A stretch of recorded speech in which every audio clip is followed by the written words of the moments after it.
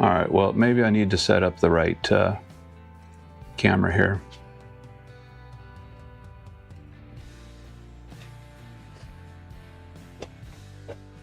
Well, I thought I had everything all dialed in.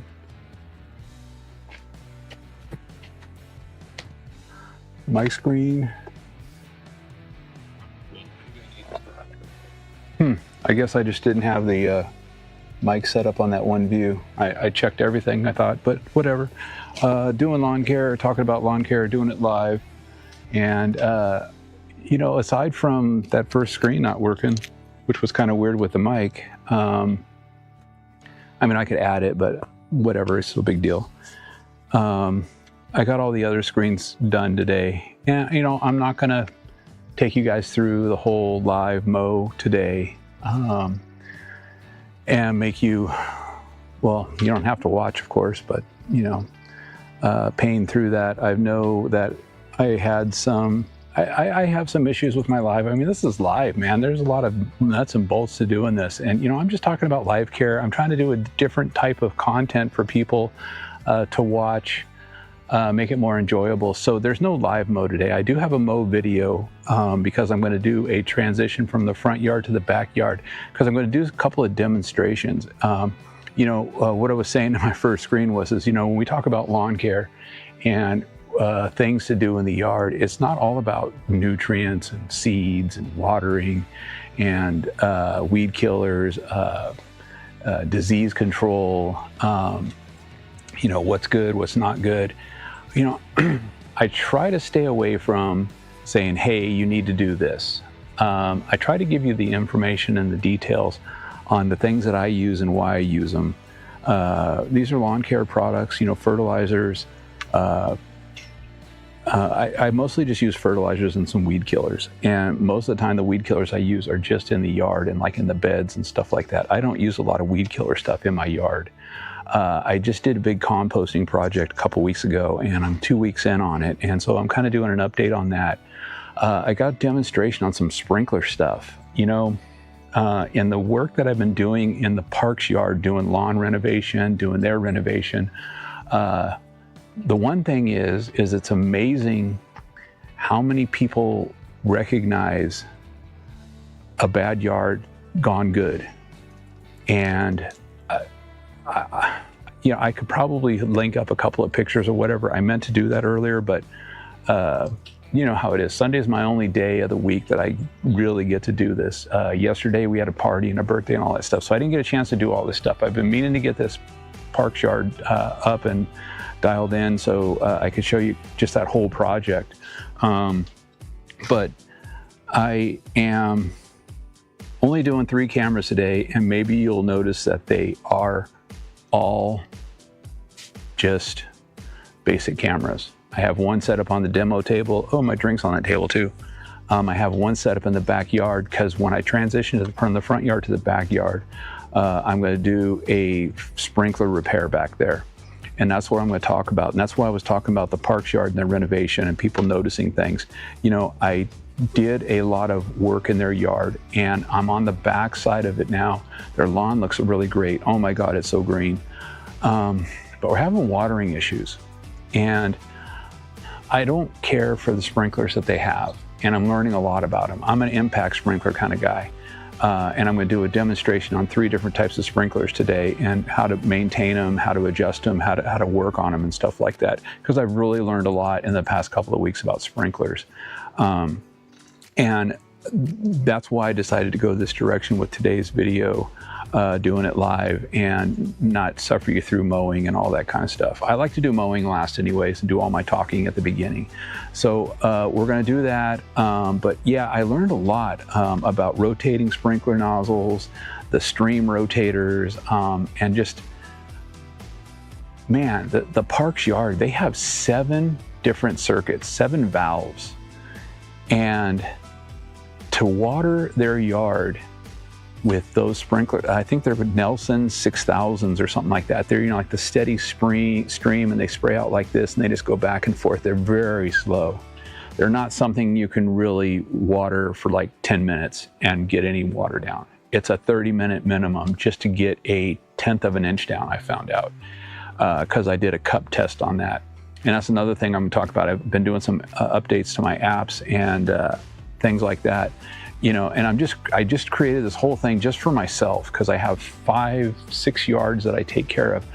But I'm working on also making it so I can put a link out there so people, if they want to use this app, it's a very useful tool, man. I've kind of combined everything that I've been doing with renovations and yards and taking care of yards and how I take care of my own yard and trying to figure out how much materials I need, what I'm using, how I'm calculating it and all that stuff. And my fertilizer calculator, I really like. I really, really like it.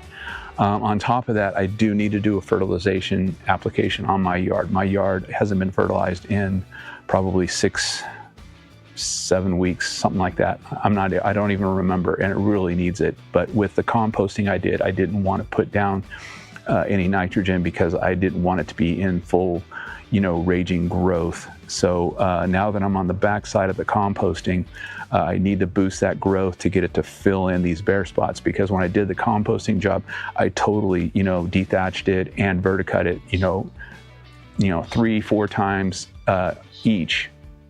And I really took out a lot of material. I really dug out a lot of material and put seed down. The fine fescue that I put down in the backyard is growing in pretty well. We're really at like day 15 right now. And the fine fescue's come in, it's been coming in, and my Kentucky bluegrass, I've seen some here and there, but not much. But anyways, back to the parks project and the whole watering thing. So I've been on this whole watering debacle with the parks and trying to get their coverage going right, because there's just areas that get hit and don't get hit.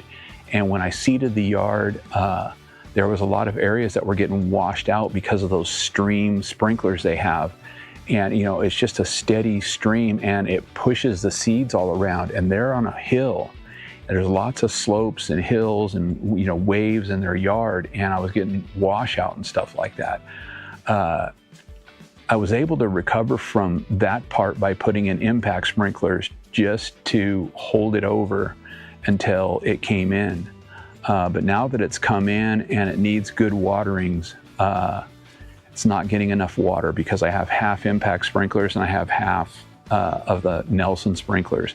And between the two of them, the impact sprinklers are getting too much water down in some areas, and the Nelson sprinklers aren't getting enough water down in other areas. So I either have to overwater or underwater, and I haven't found that happy medium. So I got to get their sprinkler system back to the way it was now that everything's grown in. It's been about 9 weeks now, and it's fully grown in. It's looking great. It's nice and green. So with all that, I've just been learning a lot about sprinklers, and I learned a lot about my own sprinklers. You know, like I said, I like impact sprinklers because I can run my impact sprinklers for 5 minutes and I can get a good 1/10 of an inch down in about 10 minutes. So if I'm doing like light waterings and stuff like that 4 times a day, if I do 5-minute runs, you know, I'm almost putting down a little over 1/10 of an inch a day, which is pretty good, you know, because that puts you at about 3/4 of an inch over the week. You know, you like to get 1 inch to 1.5 inches, depending upon, you know, where the ET is, the evapotranspiration and stuff like that. So that got me into the whole app thing and doing water testing, cup testing measurements on your sprinkler system. I haven't done it on my yard, but I'm going to do it. I've been working on this app, and I've really been working on the parks yard and getting it done, their yard done right and moving on the way, because they have some spots that just aren't getting enough water, and it's, you know, they're not dying so much, but they wilt out pretty good. So anyways, that's what's going on with a lot of the things I'm doing. I'm going to talk about backpack sprayers. And I think I might talk about backpack sprayers first, because I know you've probably watched a million videos about backpack sprayers, and every video I see about a backpack sprayer, they always talk about backpack sprayers, and they're like $200-300. And when I got into the whole feeding, spoon feeding thing, you know, and I started off on the wrong foot by listening to the lawn care YouTube guys, by putting all these different products on my yard. That was a waste of time and a waste of money. You know, now I've simplified it and I put just what the yard needs, and it basically is just nitrogen and a little bit of iron for some green color. I don't add all these, you know, biostimulants, these biochars, these amino acids, the seaweeds. I don't do any of that stuff. because I feel it's really unnecessary. I've been taking care of my yard without doing that for probably the last 3 years, I think it is. And I feel that my yard actually looks better now than it did when I was using all that garbage. You know, people talk about, oh, you need root growth. Oh, you need to feed your microbes. Oh, you need to do this. Oh, you got to put seaweed down for that. Oh, you got to add potassium to prevent heat stress. Oh, you got to add more phosphorus for root growth. And oh, you got to do deep and infrequent watering to get those roots to grow down deep and all that kind of stuff. And you know what? I've just found out that all these lawn care guys are out there just trying to get content out, trying to tell you stuff, trying to get you to buy their products. They're basically salespeople. They look like great people. They look like really honest people, and I'm sure that they are. They're just trying to make a buck selling you a product. And they think because they use this product that it's that great. And then now you have all these new guys coming in. There's this one new guy out there, and he's really starting to drive me crazy with his info, because he's just putting out a lot of bad info. And I like to put out good info that's going to talk about responsible lawn care practices. So, sorry, I'm just checking my volume, making sure everything's working. So, I think, you know, the whole part of being a responsible homeowner and, you know, taking care of your lawn responsibly is very important these days, because with the way politics are and everything's going, I mean, I live in Washington State and the politics are just ridiculous out here. But what people don't realize and understand, when they are on a YouTube channel, no matter whether they have 200 subscribers or 1 million subscribers or whatever, the info they put out needs to be accurate and it needs to be responsible.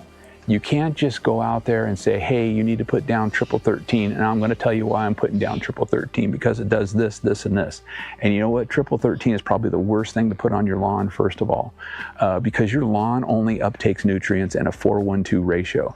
And I talk about this all the time, but I'm going to talk about this and then I'm going to get off that horse, because it just drives me nuts when people tell you to use a triple number on your lawn.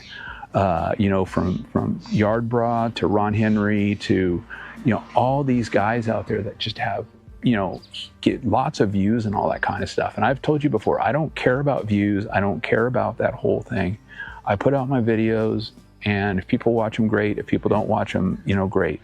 I know some of them are hard to get through because I have technical difficulties because I do it live.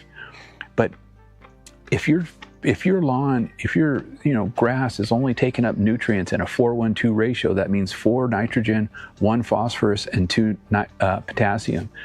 If you're putting down a triple 13 and you're applying it based on phosphorus, first of all, that's probably the only right thing to do. If you want to put down so much phosphorus in your yard, you need to disperse that triple 13 in the proper method to put the proper amount of phosphorus.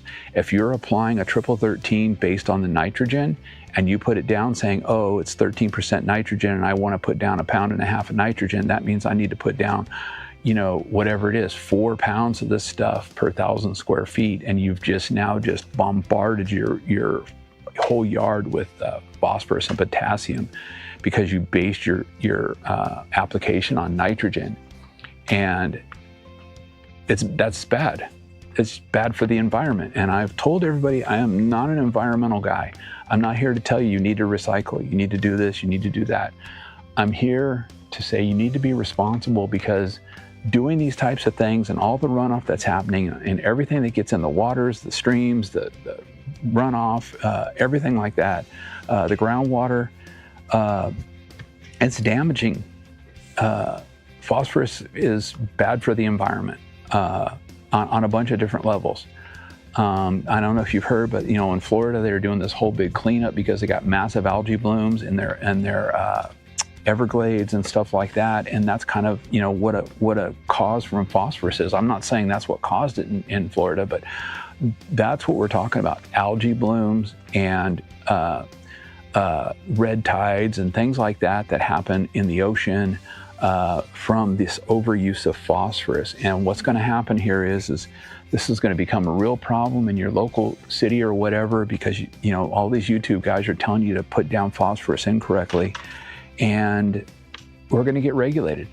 Pretty soon they're going to say, hey, you know what? You need to have a licensed lawn professional come out and fertilize your yard. If you want, you can't do it anymore, homeowner. As a homeowner, you are no longer allowed to do that because you can't do it responsibly. And those are the kinds of regulations that are already starting to come out. Washington State regulates it very well. I heard Maryland has really strict rules on phosphorus applications. But if you're just a regular YouTube watcher that watches a YouTube guy and he starts talking about putting down all these nutrients and stuff like that, you don't know. You listen to this guy and he sounds like he knows what he's talking about, and he talks this, that, and everything else, and oh, it's going to increase this, and it's going to do this, and it's going to prevent that. And, you know, the next thing you know, you have all these guys out there who are just listening and watching YouTube, no fault of their own, you know, being victimized or being victims of, you know, YouTube channels that are putting out bad information. A lot of us just want to watch a video real quick, learn something, and say, oh, that guy's using that. Okay, I'm going to put that on my lawn because his lawn looks great. And that's the worst thing you can do. So that's why I try to put out this information, and that's why I try to talk about these things. And I know I talk about them all the time in my videos, but, you know, every time I do a video, I feel like if I get one new person watching that hasn't seen this info or hasn't even heard that phosphorus is regulated, I mean, look it up in your state, you know, regulations, you know, just type in, is, you know, phosphorus regulated in my state? That's what I did in Washington, because I didn't know it until I heard it on a video where a soil scientist was talking about it. And I was like, what? And I've been adding phosphorus all the time because I was watching YouTube channels, and all these guys are like, oh, you got to put down phosphorus, you know, because phosphorus is going to give you roots. And I'm like, oh yeah, I need roots, man. I got Kentucky bluegrass, I got a putting green, I got all this stuff going on. I need roots. And then I find out that, man, first of all, I don't really need roots, but secondly, I don't need all that phosphorus. So anyways, I'll get off that horse for now on nutrients and move on, and let's talk about some real things.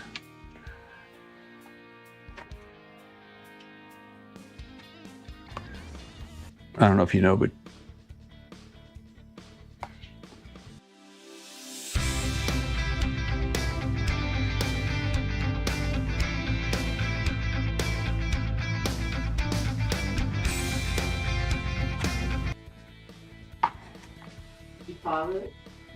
okay, so we are going to, let's see here. I have two screens going. I have one that's live and I have one that's the YouTube feed. So this is a sprinkler in the backyard. What I noticed here on my sprinkler in the backyard is that I have some sort of issue. I'm going to deal with it and replace the body part, the internal parts, because you can fix these sprinklers right here without having to remove the whole sprinkler head, take this whole thing out of here. And I've got this one set up right now to do, but I'm gonna set it all back in. So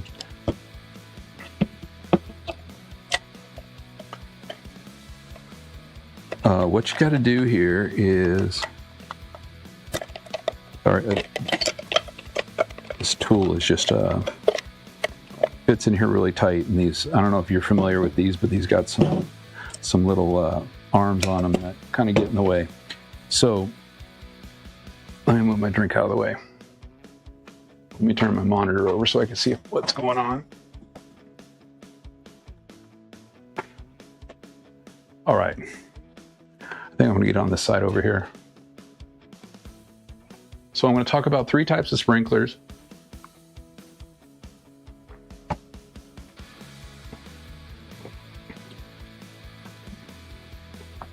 So this is the impact right here.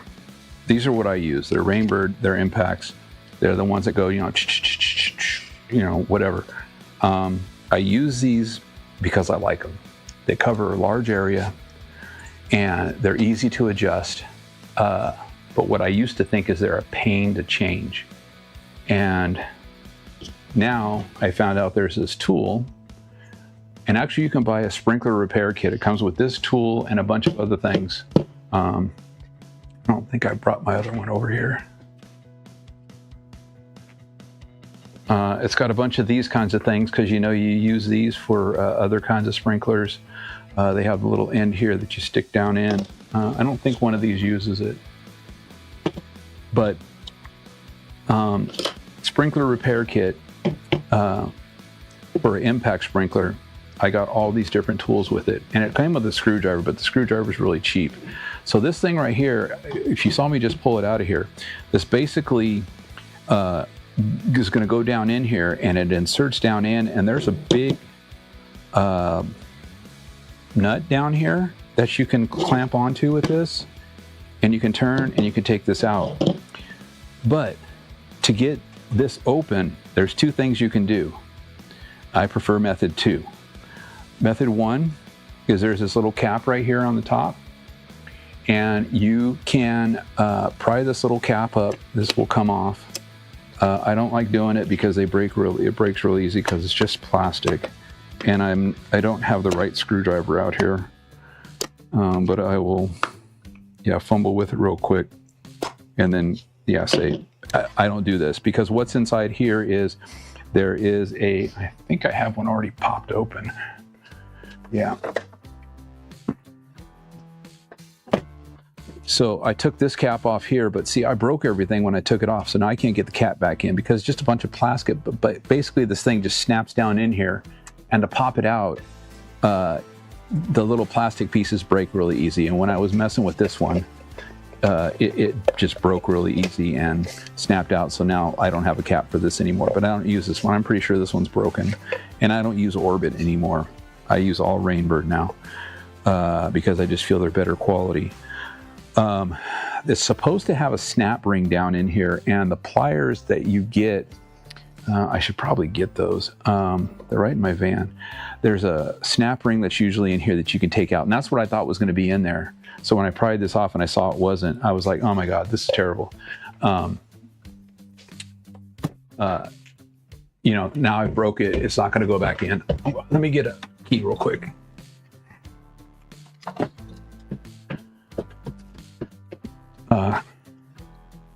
I can't use this on the ones I have here, but I have another sprinkler inside my van here, and I can get out another one. So my method of opening, grab a sprinkler.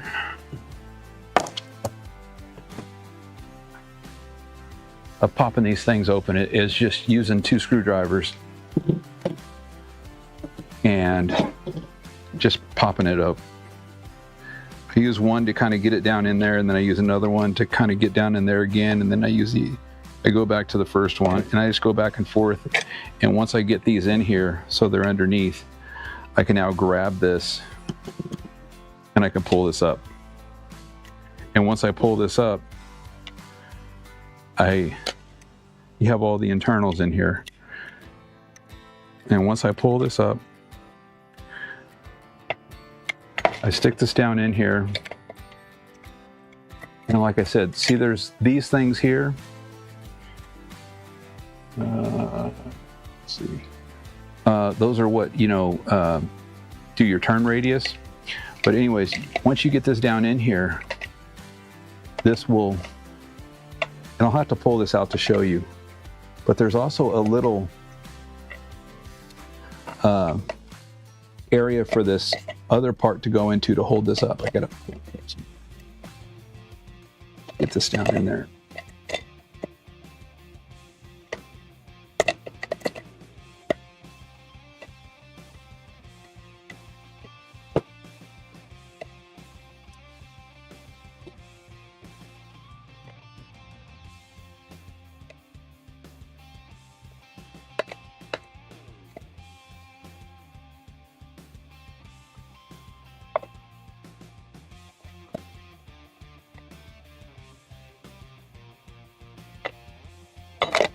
it seems like it's not.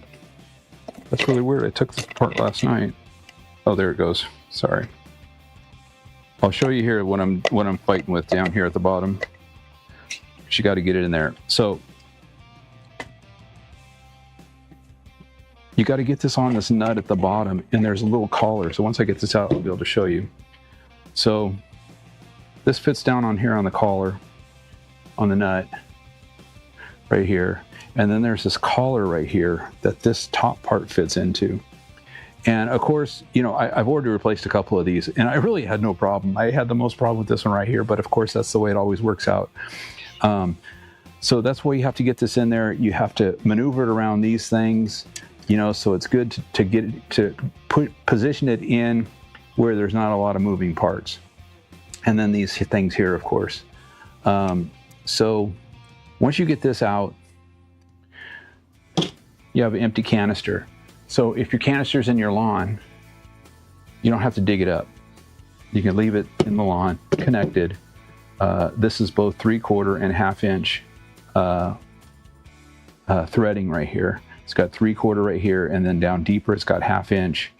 So it will fit on both types of systems. So now that you have this out, it's all like this and it's locked in. You can now just go out to your sprinkler, and you can do the exact same thing I did on this one. Take it out. Now, I haven't messed with the sprinkler out in my backyard yet. I just thought of doing this today because I'm having a weird thing going on with my sprinklers right now where once they start up, it takes it like 2 minutes for the system to pressurize before they start going back and forth. They just spray in one direction. And I just noticed this started happening about a week ago. And I thought it was really weird because, you know, sometimes when you have the water running or something like that, it will take some of the pressure out of your sprinkler system. Your sprinklers won't work properly. So whenever you run your sprinklers, that's another thing you have to think about. You have to think about the water and who's using the water. Are you going to take a shower? Because if you're going to take a shower, you don't want your sprinklers on. And I'm sure you probably already learned all this if you have a sprinkler system. But anyways, so I had that problem and I was like, geez, well, I bought a couple new sprinklers. I'm just going to replace the internals. You know, maybe there's something leaking in there. I don't know. But I figured that's the easiest thing to do first because I really don't want to have to go digging up, you know, pipes and all that stuff and trying to find a leak. I mean, I don't see any areas where it looks like I have a leak in my pipe. But anyways, this is my solution for now. I'm just going to, throw whatever I can at it, try to fix it. So this is out. So while I have this out though, I wanted to talk about the nozzles. So when you buy these sprinklers, you get a bag of nozzles. Okay, and they're different colors. And on the label that was right here, it's got the chart that tells you for the different water pressure that you have in your system.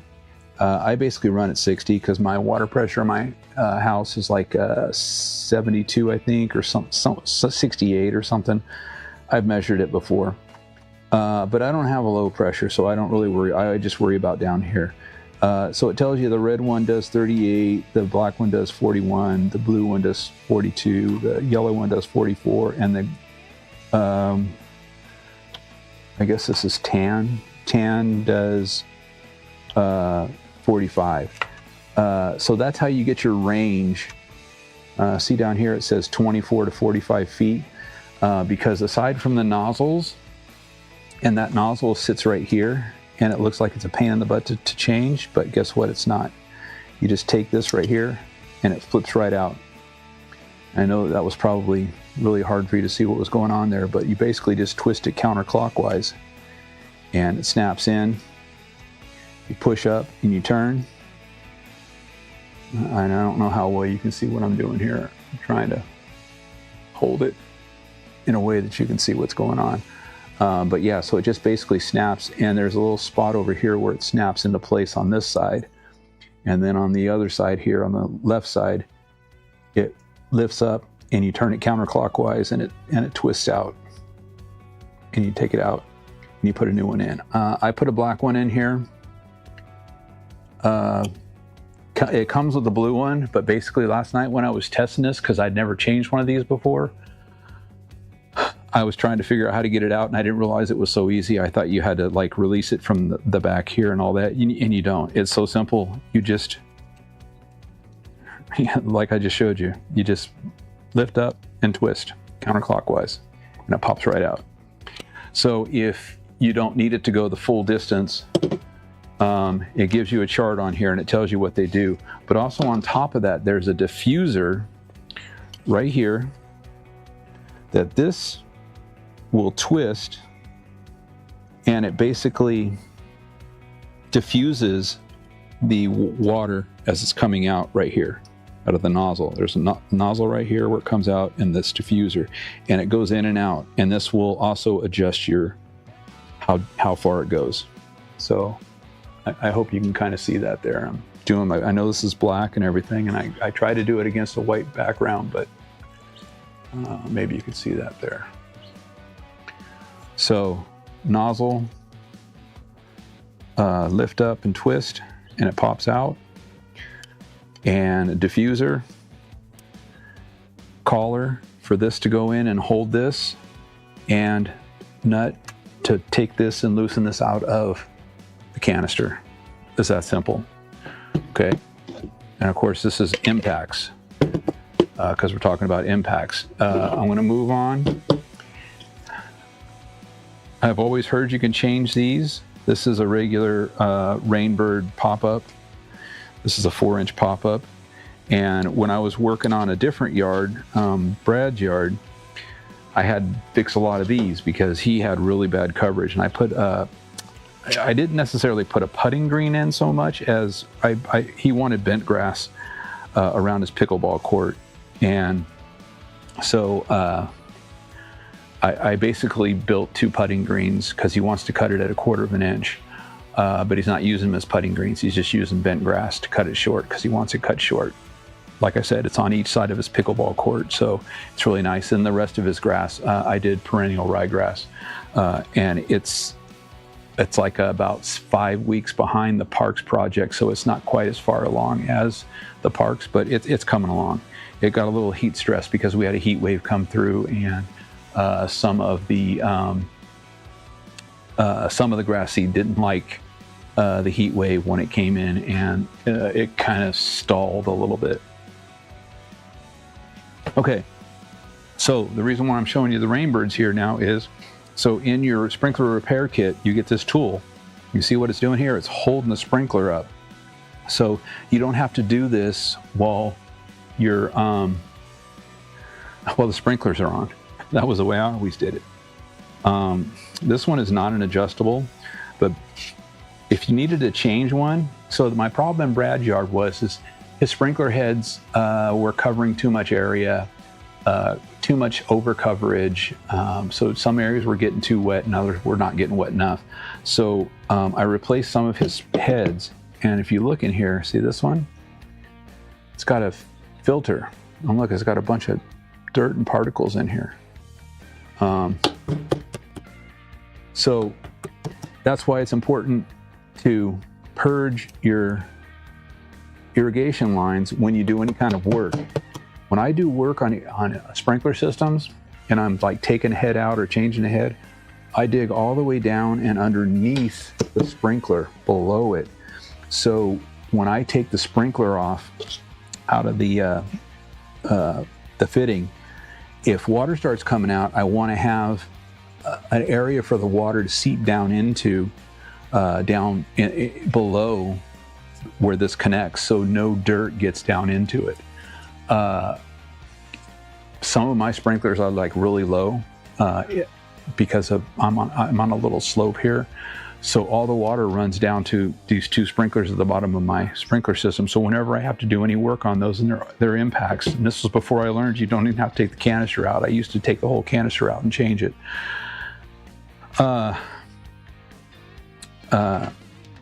I learned now, so that's why I dig down way below the pipe. I want to give enough room for the water to come out, but you do have these filters, and I just wanted to show that you do have these filters to filter out the water. They sit right on the top right here. And when you buy a new set of nozzles, it will come with a new filter. And so at Brad's house, what I had to do was I had to buy some shorter ones. He had like, what were they, 30 foot? I think they were 30 foot. And I put the 8 to 12 foot ones in there because they were just going too far. So now also on these, this is not adjustable, but there are adjustable ones where you can twist this right here, and this basically will open and close. This is the spray nozzle area right here. Looks like it has some dirt in it. This is a set 180, so it can't be adjusted. Like I said, if it was adjustable, this right here would turn, and this part would open and close. And it always opens to the right, I believe it is. So when you twist this, it increases to the right. So the left side is always going to be your set side where you want it to be, and the right side is what you're going to adjust to open this up to make it go further and further. I don't think they go complete 360, but they come close. Anyways, here you can adjust the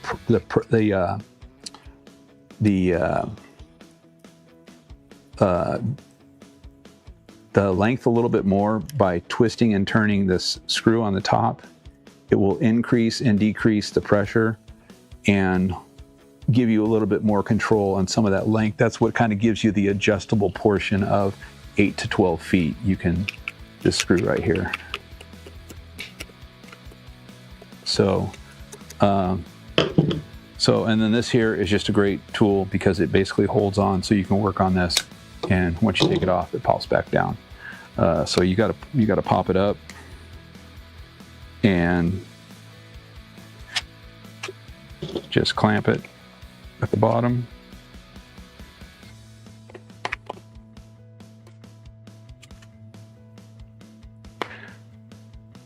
There's these little dots on these things, so it doesn't always grasp right on the right spot. There we go. So I don't know if you can see these here, these little dots here, and they kind of mess up when you clamp too low. So anyways, that's a Rainbird nozzle. Okay, so this is the Nelson, and this is the one I really had to learn with parts because I had never worked on these before. So I didn't understand how to adjust it, and you know, with the cap on, there's nothing. You can't see any way to adjust it or mess with it. So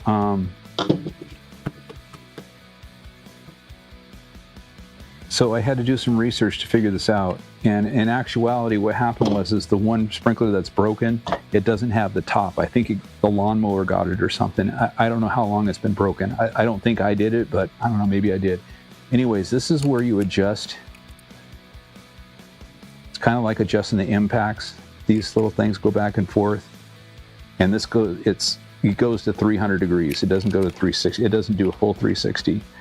I mean, I guess maybe you could take these out or break them or something, because it just stops right here. There's this little piece right here that stops it from going back and forth. But anyways, here's the, let me see here. I'm going to take this apart. So anyways, this is how you can adjust the length. And to do that, you can take this apart, pull this out of here, and this is how you're going to change the nozzle.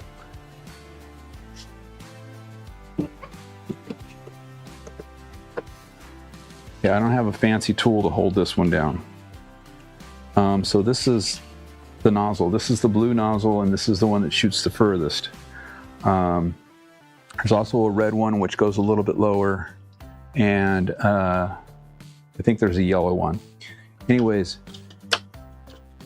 you can remove this Allen set screw right here,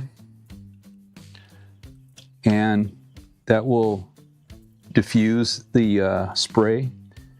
And then if you remove it all the way, you can change this. I don't have any to change because this is one of the parks that I'm going to put back in their yard. But anyways, this will screw all the way out. This nozzle will pop out, and you'll just put the new nozzle in, and it is pretty much self-explanatory because the set screw's got to fit back down through this little slot right here. And this is just going to diffuse it and adjust the distance on it. And that's about it. So you got pattern right here, and you got nozzle right here. And they're interchangeable. And it just comes apart just as easy as I just did right there. And this is also something you could check if your nozzles aren't popping up all the way. They might be getting stuck. The spring might be broken. You know, there's all different kinds of things that can be happening. But this just basically pops back down in here. The top goes back on. It's a little tight though. There we go.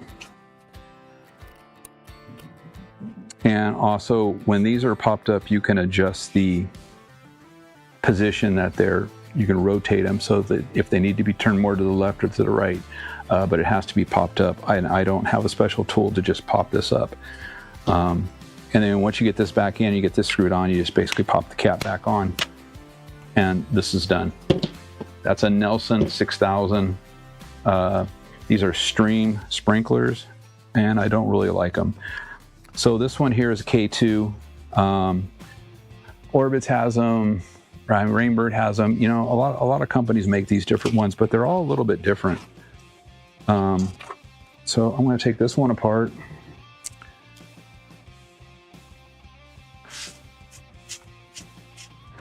Let's see. I don't think I took this one. Yeah, it's like this. So see, there's a spring in here, and dirt and stuff can get in here, and it can just kind of prevent it from going down or going up, you know, if it's been on and dirt gets in there. So, you know, you can take these apart very easily and pull the innards out.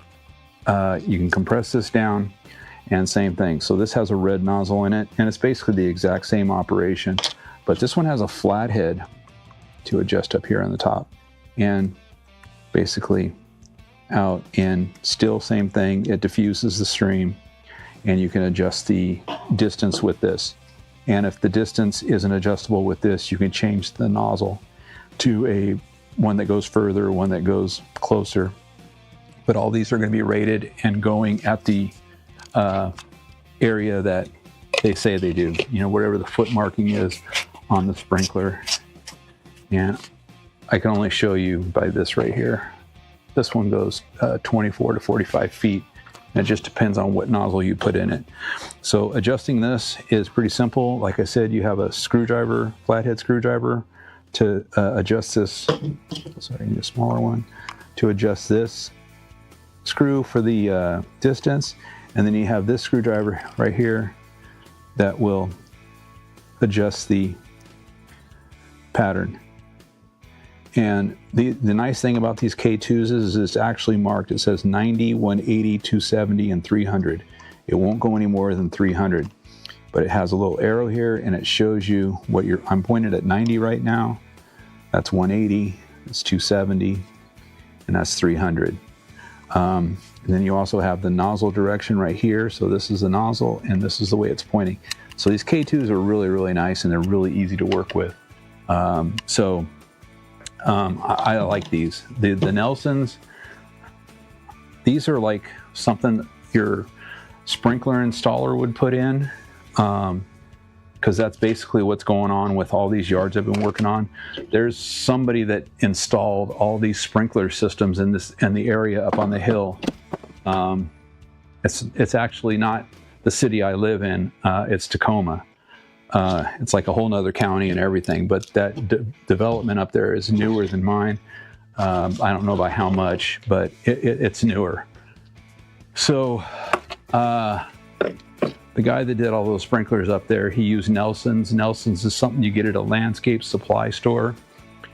And I have to go to a landscape supply place that has them here, a place called Ewing, and get replacement sprinklers so I can get the same type in there.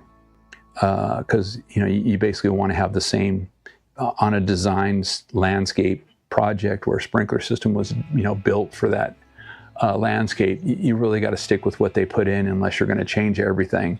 You can't do like what I did for my temporary fix job on the seeding project of putting in impact sprinklers to prevent wash away. I mean, you could do that temporarily, but you're going to have to fix it and put everything back probably to get everything to continue to grow right, to get the right amount of water and stuff like that.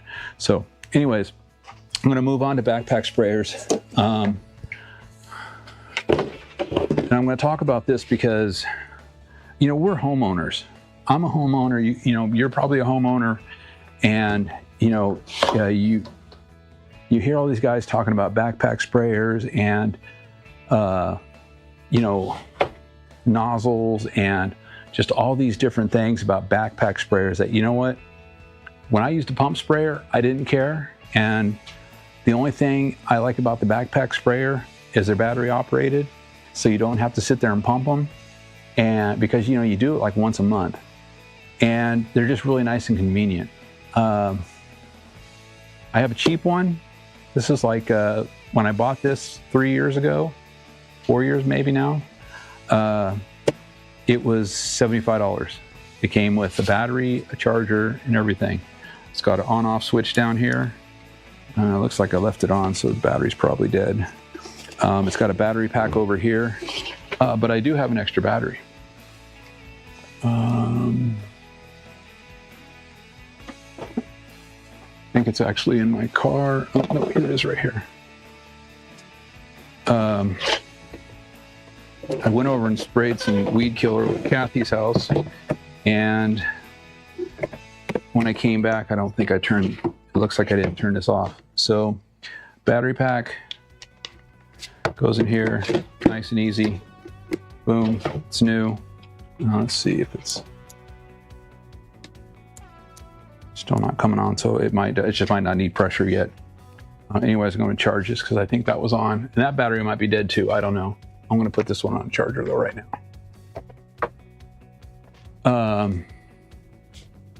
So this is my cheap. I use this for. I use this one for weed killers. I thought there was a holder on here for this.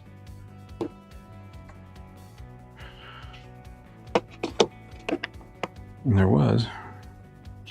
Oh, it was right here, and it was just a little plastic piece that clipped on right here, and I think I just broke it off. It's probably up on my shelf. But yeah, I use weed killer mostly in this. I don't really spray anything else. If I'm going to do a iron application, or I mean a moss out application, I just use my Ryobi. My Ryobi, I basically do all my other applications, all my fertilizer applications, and anything that's not harmful. But any weed killer application, I just use this. This is a 3-gallon. Man, it works great. I don't have any fancy spray heads. I actually just have this adjustable fan spray head on this right here, and this is all I use. I don't change nozzles. I don't worry about it. I don't care about it. I'm not all freaky deaky about overspray. I mean, you know, hitting an area twice with like tenacity or weed killer or whatever. I don't freak out about all this stuff like you hear people talking about in videos. You know, I'm not saying I'm right, and I'm not saying I'm wrong. I'm just saying I didn't worry about it when I had a pump sprayer and I had to pump it. I mean, I just bought the cheap, you know, I mean, I have one right here. Look how old and crappy this is. But, you know, I used this for years, this type of sprayer for years. This is all dirty. You know, I just pumped it and I just adjusted the spray on it, and I went to town and I sprayed whatever I was spraying, weed killer or whatever. And I didn't care about, you know, crossing over and all this kind of stuff, and I still don't care about it. You know, even when I'm spraying iron, I don't care, you know, if I cross over. On my putting green, if I cross over too much, I might get some, you know, really dark green, black looking like spot. Because it's mowed so low, it really shows. A couple days it's gone. It's not that big a deal to me. If it's a big deal to you, you know, be more concentrated on how you spray your iron down. It's really important. So I'm going to talk about this in two ways. I have a Ryobi backpack sprayer, and the only reason I have this, it's kind of my good backpack sprayer, and it's not even that it's good, but it is 4 gallons. It is more comfortable. It's definitely more pricey, but I only got this because everything I have is battery operated Ryobi 40 volt.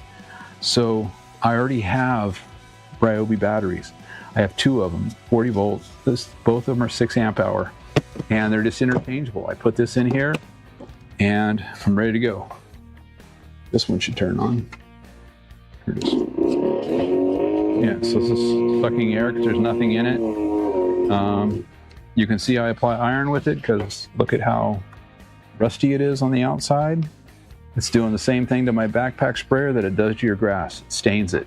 That's how it initially changes color from regular, before you spray it, to green.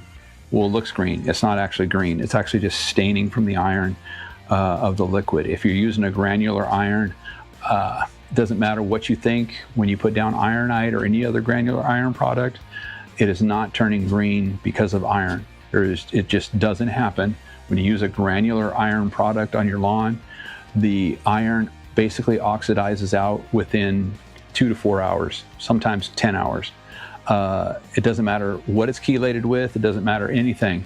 Even on your liquids, you know, when people start talking about liquid chelated, you know, iron and stuff like that, like it's some big thing, you know, unless you have a really high pH and you're doing a soil soak, you really don't need to worry about it because you're just doing a foliar application of iron, and the pH of your soil really doesn't have anything to do with it because you're applying it to the leaves. It's getting absorbed by the leaves and it's getting taken in by the leaves. Now, once it gets into the plant, then yes, the soil pH is going to start taking some effect on reacting with some of that iron and the soil pH. But people talk about chelated iron and stuff like that, and unless you really know what you're doing, I don't care what anybody tells you about chelated iron. It has a lot to do with what type of chelated iron it is, or what type of chelation it is, what type of chelated material is in it, EDTA, EDHA, you know, all these different types of things. And soil pH really matters. And a lot of people talk about soil pH as it doesn't matter, and I'm one of those guys. Soil pH, I really don't care about it. The only reason I care about soil pH in my yard is because of moss. Low soil pH is an invitation for moss and encourages moss growth. So I try to keep my soil pH above 6. And one of the reasons why I use urea, because it's not like ammonium sulfate, where ammonium sulfate, it's ammonium and the sulfate. Sulfate doesn't lower your pH, it's the ammonium that lowers your pH. Don't let anybody tell you anything different. Sulfate does not work like sulfur. Sulfur is not sulfate, and sulfate is not sulfur, okay? And you hear a lot of guys talk about, oh, you know, well, I'm adding sulfate, so my soil pH is going to go down. No, that's not even close. The ammonium in ammonium sulfate is what is lowering the pH in your soil. And if you use ammonium sulfate, 2 things. You're going to pay more money per application, and I can show you, and you are going to lower your soil pH quicker because it has ammonium. The ability for it to lower your soil pH is going to be much faster than a urea. Urea is also going to lower the soil pH a little bit, but it's not going to be as quick, not going to be as fast, and generally you can recover from it, especially if you have a high pH water that's going down in your soil, because your water's pH is going to affect your soil pH.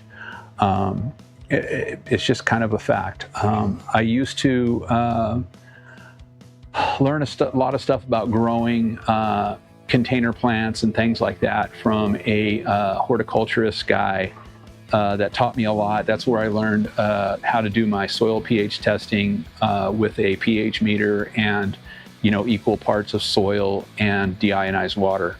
I do it all the time. I actually have something I need to test for a guy at work, but I learned those sorts of things from him because, he taught me. He said, hey, when you're putting these nutrients into your container plants and you're adding, bloom or whatever, you're adding phosphorus, and phosphorus is going to lower the pH of your soil. And I don't know if you've ever monitored when you add a bloom type of a fertilizer for your plants, for your tomatoes or for your flowers or for anything that you grow that you put bloom on. It's high phosphorus. Phosphorus lowers the pH of your water or of your mix to where you may say start with a 7 pH water, and the next thing you know, you've added a bunch of phosphorus and potassium and nitrogen to it because it's a bloom. And the phosphorus is the major part of a bloom type fertilizer, and your pH goes from 7 to 5.5. And you continually do that in watering plants with that kind of a fertilizer, it lowers the pH of your soil. So I learned a lot of things about growing stuff from this guy. I was very thankful to him. He taught me a lot. I learned the whole thing of, raising your pH in your soil to, now I forgot the name of the plant. I got rid of mine, hydrangeas. If you raise the pH of your soil for hydrangeas, you can change the color of the bloom from blue to purple or red or whatever it is, and white. It was something that I learned as well through him about changing soil and the reactions and things like that. So anyways, back to my Ryobi here. 40 volt, it's 4 gallons. It's a lot more comfortable to use. Backpack sprayers are great to use. My preference is I don't have a preference. As long as it has a battery, it turns on and it turns off and it pumps. Everything else, I really don't care about. I do know that I control the amount coming out with my knob, my on-off switch. You can go higher for full pressure. You can go lower for less pressure. If you're spraying in the wind, you want to go with a little bit lower so it's not spraying and making a big, bunch of small particles flying around, because then they just go everywhere. If you turn it down so the pump's not so high, it's going to do more of a droplet type of a thing. And that's basically how I monitor my application. I basically run it at about half to put down my different iron and nitrogen, and I really don't even pay attention to how I put it down. I just spray it, and if I overlap, I overlap. I just don't pay attention to it. But if you want to buy a $300-400 sprinkler head and you want to invest in the nozzles and do all that kind of thing because it makes you feel good and it makes you feel like you're doing the right thing, hey, do it. I'm just showing you some of the things that I've used. Like I said, I've had this cheap backpack sprayer right here, the red one, for probably going on 4 years now. I really don't remember. This was my very first backpack sprayer right here, and still works. I clean the nozzle out every now and then, and I spray weed killer only with this. This here I spray nutrients with. So the other reason why I have the Ryobi backpack sprayer is because it goes with my Ryobi Expanded.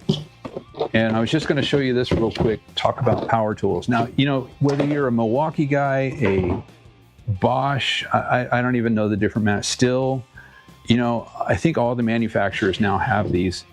But I got a Expanded about 15 years ago for my yard because I like the concept of not having a bunch of different tools to do yard work. It's just expandable, and I'm sure you're probably familiar with this, but I can take off my blower attachment, and this blower attachment worked very, very well. I used to have the gas-powered one, but after 13 or 14 years, it finally gave out on me because I never added oil to it. And imagine that, a gas engine needs oil. Anyways, these aren't the only attachments I have for it, but I bought it originally and it came with, of course, the weed whacker. I purchased the edger attachment, which I use all the time and I really like it. And I got the blower attachment. Now, these aren't the only attachments I have. I also have the rototiller attachment. It's just a little small cultivator. What is it, maybe 8 inches, something like that. I've used it in one of my videos when I was making my compost last year. I have the hedge cutter. I have a leaf sucker, like a leaf vacuum, I guess is what they call it. It sucks up the leaves and it grinds it and mulches it and puts it in a bag. Oh, I know I have a pole saw. It's right here, actually. I have a pole saw attachment. And I use this to trim my trees, of course. My neighbors used it. I use it. It works great. And like I said, everything just attaches and clicks in. It's got one of those little pop-out things right here. And you just tighten this down. I have never had a problem with this lock mechanism right here that you twist and turn. And then you're off to the races and you're doing your next project. Take it out, put in your blower. Once you're done with your project, click it in place, snap it, and you're blowing. So it's a Ryobi Expandit, and like I said, whatever power tool you like, you can probably get an Expandit type thing.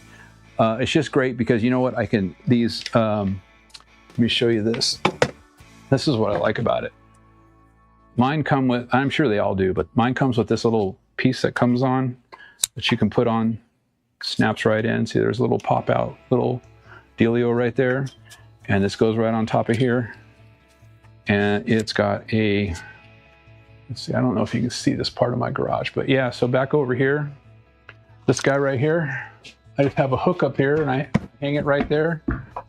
For this guy right here, I have a deal that holds it like this, and I just put it right here. It's up out of the way, not taking up space in my garage. This here, I just kind of throw in the corner and prop it up like this on top of my pressure washer because I got way too many things. This right here goes on top of my table saw stand, and this put away. And this right here, I have a shelf over here that this goes on. And this guy right here doesn't really have a home. I could put a hook up for him, but I just haven't. I mean, I guess I could probably put it right here with my edger, and that's it. Everything's put away. So those are some of the things that I work with. This has got a low battery, so this is probably going to die on me. Yeah, this is going to die on me. I didn't realize this was, I think I got a plug right here.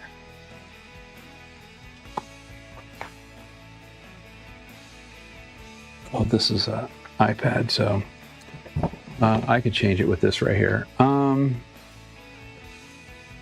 So I have, where is it?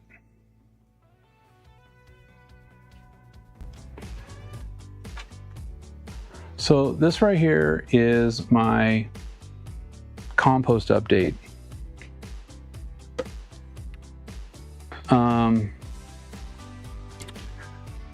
I did the composting a couple weeks ago, and it's on the other side of that. I forgot this has this right here. So I just made this video here just to kind of show you just the progress over the past couple of weeks. And then I have a mow video that I did on that today or yesterday, because I mowed yesterday.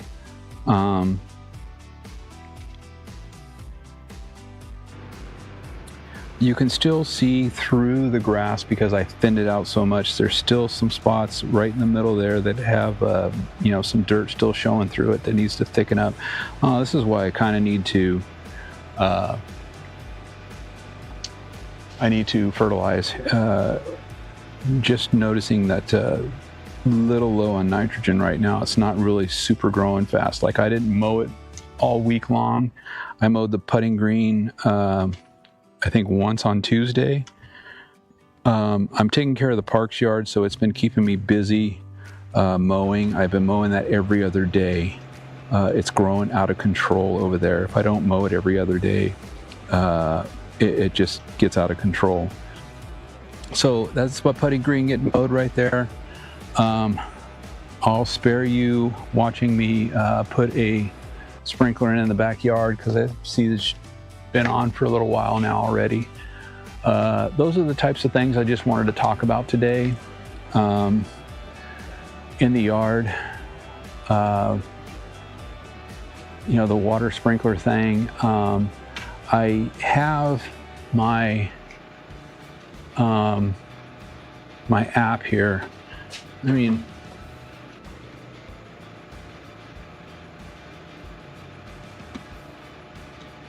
let me see. I have a lot of glare on my screens here, so I'll pull my app up real quick.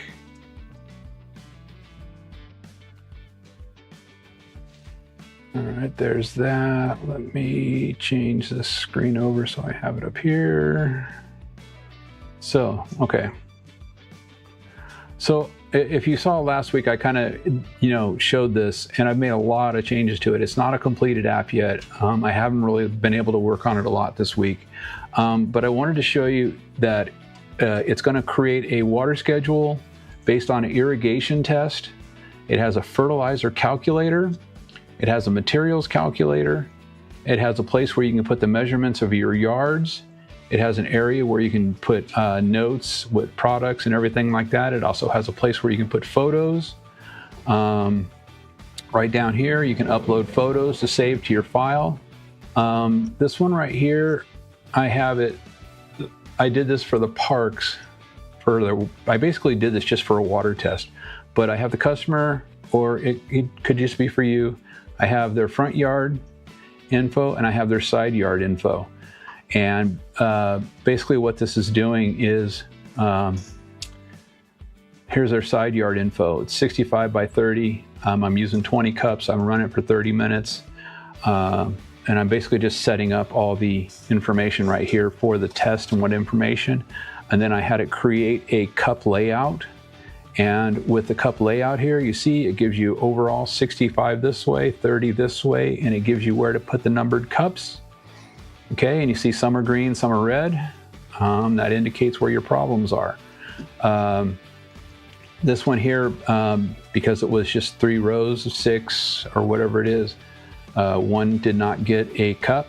I could have added one, but I did 2 zones at their house. I did the front yard and the side yard. So I'll show you what that looks like here. So down here, it has all the information.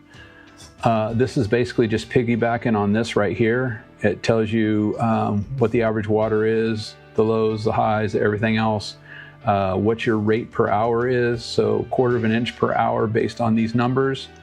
And these are the actual numbers I entered in right here. For cup 1, it was a 0.25.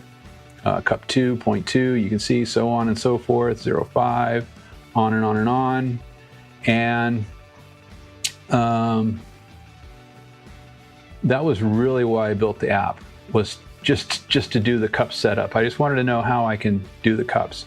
So this is our front yard. It's a 54 by 44 section that I measured. There's a little spot down here that kind of taps off, and then there's kind of a little wavy spot up here because this is on a hill. So this is like the side of a hill right here going down, because their house actually goes on an uphill right here around the corner because they're on the corner lot, and then it goes on a downhill back over here, and it's just wavy in their whole neighborhood. So This was the placement and the test results from the cup test. Same thing. I just entered all the cup information down here. Still same thing. It tells you how far to space them apart. Right here, 8.8 feet this way, and this is 9 feet this way. So it just gives you a grid. So you just take a tape measure out there and you can set them out, and you get, it's just kind of an accurate way of doing a measurement, a water measurement cup test. Like I said, my big thing about this was I set this up just so I could do this right here. I wanted to know where to space my cups, how to space my cups. And then this just all kind of formed from that. From this, I have a water schedule. And on the water schedule, it just gives you the information. 4 cycles, 9 minutes each watering day. And I think it's because I have this one set at 103 total, and it's a weekly watering of 1/2 inch. I think that's because I have an area in here to set that.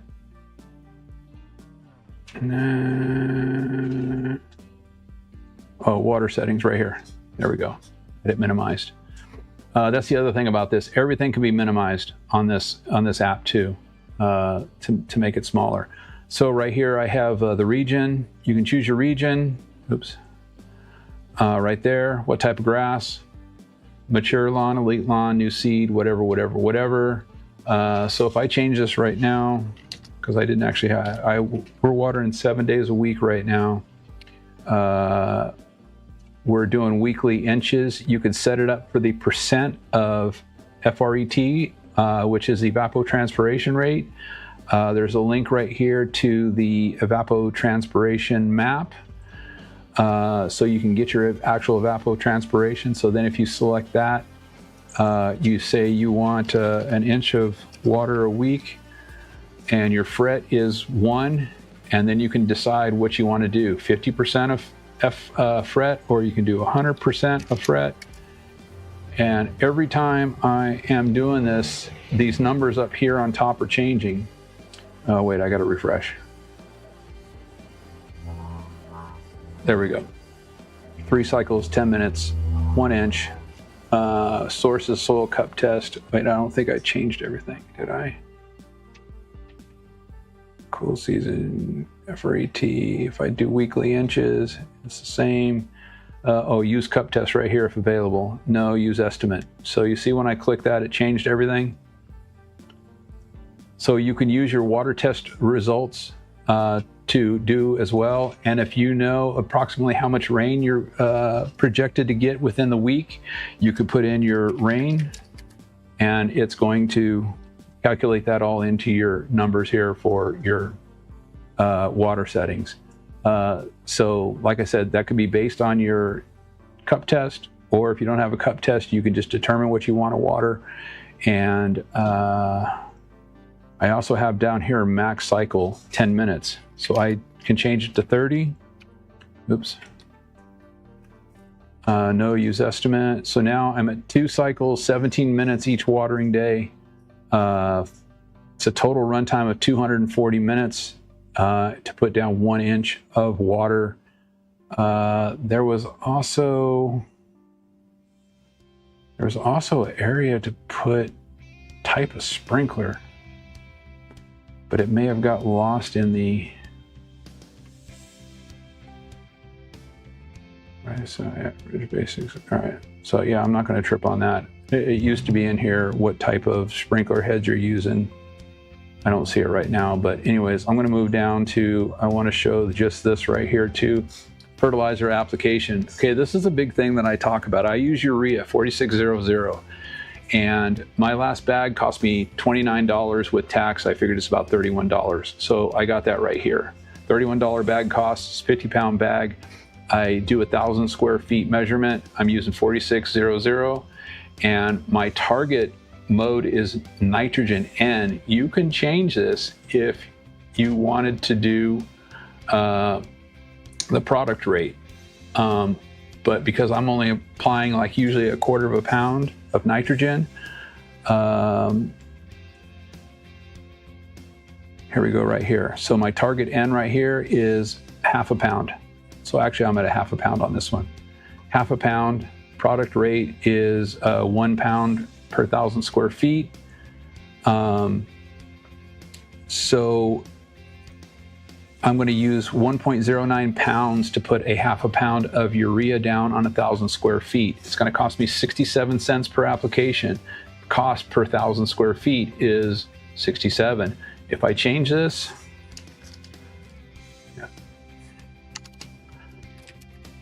oops. Okay, my costs all went up.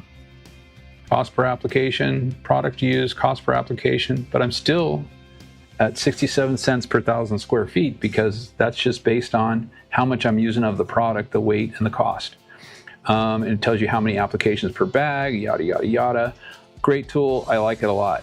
So then I also added this right here because this is where I wanted to show you why you're wasting your money buying Neighbor's Envy or Yard Bras stupid products as well. I'm sure they're great products and they give you great results, but you're probably going to get as good or better results just from these two products right here. I have selected ferrous sulfate heptahydrate. You can put in liquid iron or you can do custom, but this is what I use, ferrous sulfate heptahydrate. I use 8 ounces. So this is 8, the rate, because my rate unit is ounces per square feet. I generally don't use 8, I actually use 6. I think that was just a generic number in there. I do 6 per 1,000, 6 ounces, that's actual weight, measured volume, so not fluid ounces. You got fluid ounces down here though, and you got pounds that you can do as well. I use ounces because I'm doing 6 ounces. But you can do liquid ounces, you can do regular pounds. Anyways, area square feet, 1,000. Iron contents, 20%. Package size, 50 pounds. Cost was, I think it was like $34. Probably had some tax on there. Anyways, 6 ounces of total product is going to put down 1.2 ounces of iron. It's going to cost me 26 cents per 1,000 square feet. So if you look at those two numbers at putting a half a pound down, this is where I get my number. Let's see. Was that 80, 90? I'm at what, 90? What is that, 93 cents per application per 1,000? I'm sorry, 93 cents per 1,000 square feet. And it also gives you down here how much is remaining in this bag up here of the urea, 48.9 pounds after 1,000 pounds.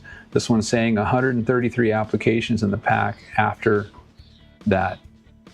The last, not the last thing, but so I really like this here because this is a good way.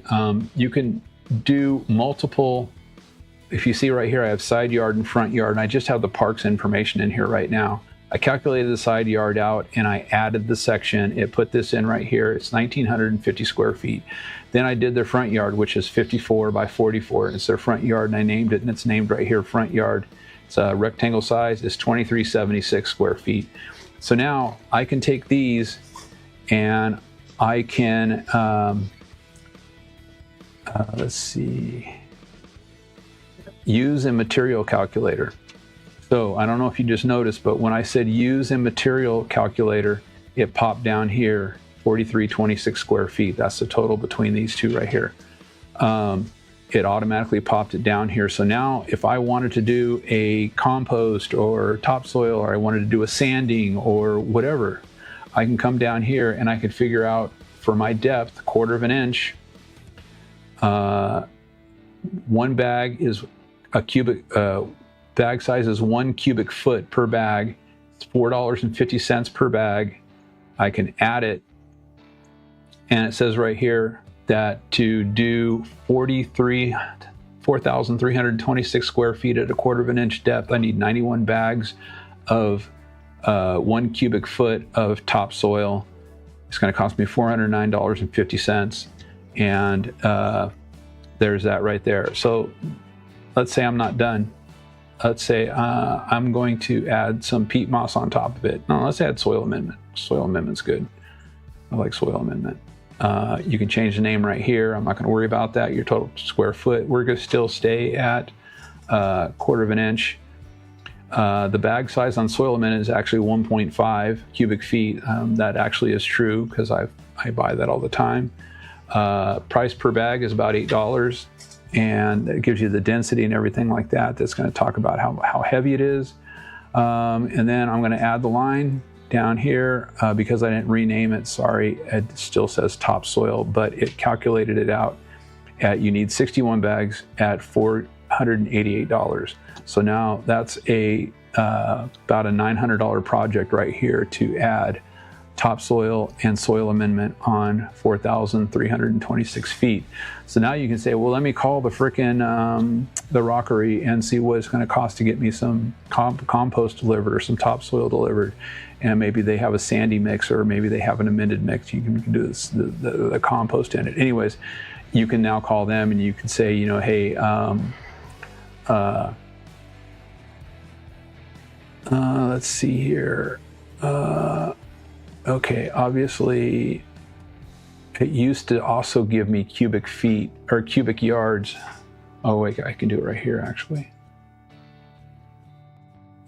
No, that's not right.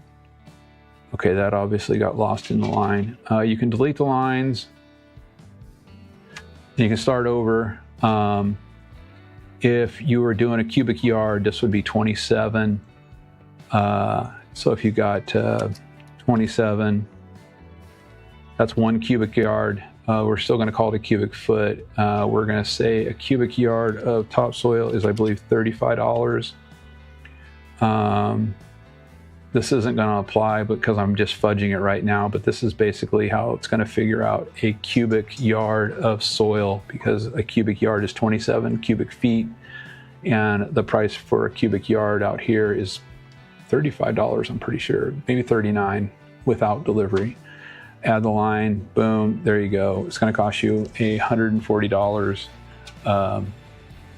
to cover that area. Anyways, it's got your notes and all your things down here, photos you can add. You can save this, you can save it to your phone, you can save a full project file, and down here it also tells you all the different projects you have going on. This is just a test thing going on right now, and I'm still working on it. So I can change over to Kathy's yard right here, and then it's got Kathy's information. This is her yard, her size, this was her cup test. And I don't know if I pointed this out, but in this graph here, this diagram, it also shows whether it's red or green. Green means it's good, red means it needs some work, but it also put the amount in each one. So now you can look at this and you can go out to your yard and say, okay, well, that area right there needs some work. So this valve right here, it must be my problem, something in here. Why is it getting more over here? Is it not standing up straight? Is it this or that or whatever else? Anyways, this is how you can work on all that stuff. I feel like this is an app that's just great. Once I'm finished with it, I'm just going to make it available to people if they want to download it. It's not even a download, it's actually just a web page. It's just a web app. And you can use it. I hear all these people talking about apps and doing all these things and everything like that. And I was like, man, why would I need an app? And now I'm to the point, because I'm monitoring 5 different yards, that the app is really going to help me out in keeping good notes on when did I apply nitrogen at this yard, when did I do weed application, at this yard, what kind of seed does it have. Oh, that was another thing it had on here too in the notes. It had an area where you can put all your yard information in. See right here, front yard name, grass species, cultivar blend, mowing height, notes, date you did something, what did you do, seed, topsoil, all these different kinds of things. How'd you measure it? What was the rate? What are your notes? I mean, like I said, I'm still working on this. I'm trying to think of all the good things to put into it, to make it work. When I find something, there's a lot of glare over here. It's hard to see this. We didn't go to that one. Anyways, I'm running along like always. I got some things to do. That's what I wanted to talk about today. I hope some of that information helps you. I know my videos are long because I do them live, but I like to cover a lot of different topics and talk about a lot of different things. And I like to just help out average people. And I like to help them out with some real solid information on their yard, responsible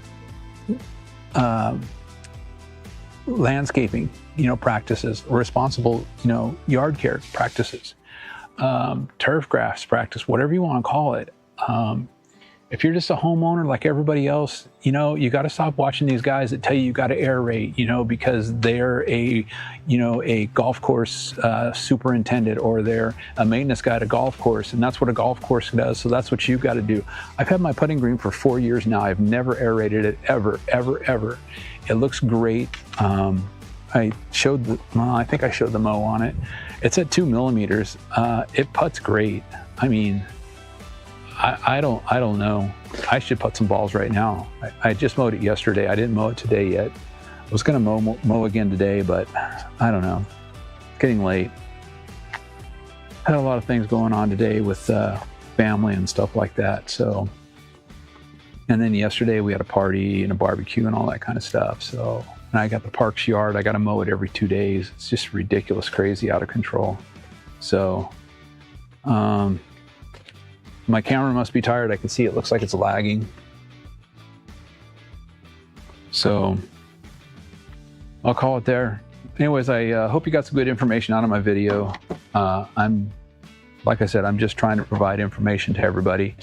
You can always drop me a comment or a question if you have something that you want some information on, or you want to know, more information on. I'll research it. Even if it's something I covered and it's not right, you can hit me up and say, hey, I don't think that was right, and I'll check information. I mean, I'm always checking stuff. Like, I use ChatGTP and have conversations with it, and I find bad information on ChatGTP all the time, and I'll get a response from ChatGTP, and I'll say, no, I was just reading some research on this, and this is an actual refereed science paper that totally goes against what you said, and I'll upload it to it so it can read it or whatever it does, and I'll be like, that's amazing information, you're right, and all this kind of stuff. I'll have to keep that in mind when we're having discussions. So for me, whenever I talk to the AI about the things I talk about and I've taught it, it remembers that stuff. I like using AI, but you can't trust it with everything. It's just like everything else, just like with lawn care YouTube guys. You can't trust what they say. They tell you a bunch of stuff, and a lot of them are just trying to sell you something. So you got to be careful. And I'm not saying I'm the know-all, king-all of everything and that I'm the greatest grass grower, because I'm not, man. I'm just a truck driver that likes a nice yard. I've always wanted a golf course lawn. I have it now. It's easy to maintain. I work 5 days a week. I work full time. I work at least 10 hours a day generally. I'm usually gone, 11 hours a day from the house. And I maintain this 8 millimeters right now and 2 millimeter putting green. And I also maintain 3 other yards mowing. And it's just what I'm doing right now. I'm just trying to help people out. I have a lot of people that stop by at my projects and ask me, what I do. A lot of people say, oh, that's a great sod job you did there. And I'm like, this isn't sod, this was seed. And I had a UPS guy stop by on one of the park's yard yesterday, and he totally was talking to me. He's like, yeah, man, I did my yard and it started out kind of great and now it's not doing great. I don't know what's going on. He's like, what kind of nitrogen or what kind of fertilizer you use? And he's just all these kinds of things. And I just told him straight up, I was like, you got to have your watering schedule down because you're growing cool season grass, and, just add some nitrogen. I use urea. You can use what you want, but I recommend urea.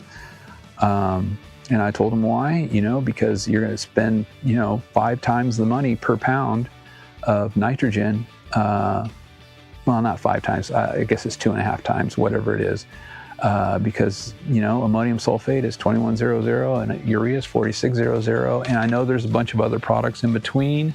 And I know there's, slow release and all these, polymer coated and all these different you know, whatever. You want to get fancy with your fertilizer, go ahead. But you know what? Nitrogen's nitrogen. If you want a slow release, fine. You know, slow release. If you want quick release, fine. Get quick release. You know, however you want to apply it, whatever the numbers are, it doesn't matter. But you've got to keep that in mind. The numbers mean something. They mean money and amount. And what I mean is amount, I mean the rate, application rates. They all are going to different. 2100 is going to put down, you're going to put down more than a 3300 or a 33 whatever, and a 4600 you're going to put less. So you got to keep all that in mind. If you're doing, you know, a pound of ammonium sulfate, you're going to put 5 pounds just to get a pound of nitrogen. If you're doing a urea 4600 to get a pound, you're going to put down a little over 2 pounds. So like I said, it's all money. I think a 20-pound bag of ammonium sulfate goes for like 25 bucks or something like that. I'm not even sure. I don't buy ammonium sulfate, but I know my urea bag, 50 pounds I buy, $31. If I can get it on sale, it's $29. And that's what I do. I look and I buy it when it's cheap. Anyways, that's it. I'll stop talking. Have a good day.